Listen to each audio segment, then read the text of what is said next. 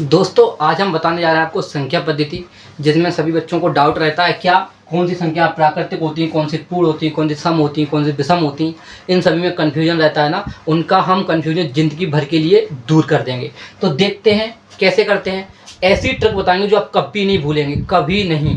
देखते हैं प्राकृतिक संख्या कौन सी होती है। प्राकृतिक संख्याएं तो देखो 1 2 3 4 डॉट डॉट डॉट डॉट आगे तक जाएंगे।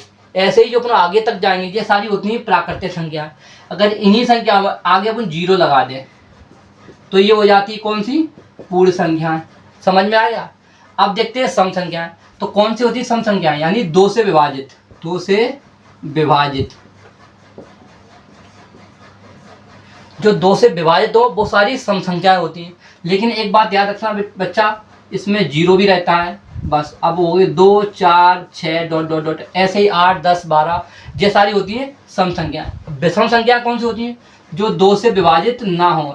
2 से विभाजित ना हो यानी जिनमें 2 का भाग ना जाए, कौन सी होती हैं। तो 1 3 5 7 9 डॉट डॉट डॉट, और भी आगे है संख्याएं।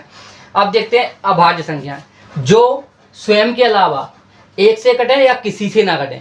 यानी जैसे बताएं हमको 3 होती हैं, 5 होती हैं, 7 होती हैं। देखो 3 में या तो 3 का भाग जाएगा या फिर 1 का जाएगा, या तो 3 स्वयं से कटेगी या फिर 1 से कटेगी।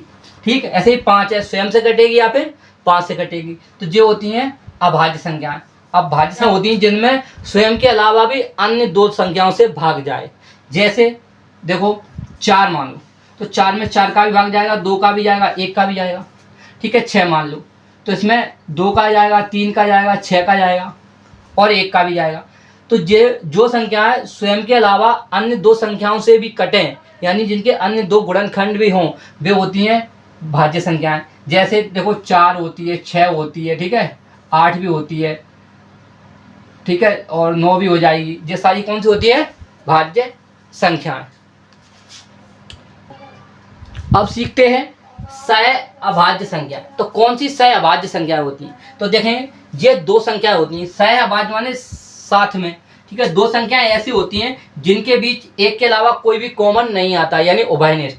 जैसे ठीक है, अपन देखते हैं 3 4 जोड़ दें तो 3 4 में से केवल एक ही कॉमन ले सकते हैं। कैसे, देखो इसमें से दोनों में से एक कॉमन ले सकते हैं, 1 का गुणा इसमें भी कर सकते हैं और इसमें भी कर सकते हैं। ठीक है, ऐसे ही 5 7 भी लिख सकते हैं। तो ये इसमें से कॉमन नहीं आएगा कोई भी, इसमें 1 के अलावा कुछ भी कॉमन नहीं आएगा। जो होती है सहभाज्य संख्याएं। यहाँ पर अगर जैसे मान लो 2 और 8 लिख लेंगे तो देखो 2 में से इसमें से 2 कॉमन आ जाएगा, 2 में से कॉमन 2 ले लेंगे तो 1 बचेगा, 8 से 2 ले लेंगे तो 4 बचेगा। तो ये सहभाज्य संख्याएं नहीं होती, ये सहभाज्य संख्याएं नहीं होती हैं। अगर आज का तरीका आपको अच्छा लगा है तो वीडियो को लाइक करें, चैनल को सब्सक्राइब जरूर करें और वीडियो को ज़्यादा लोगों के साथ शेयर करें।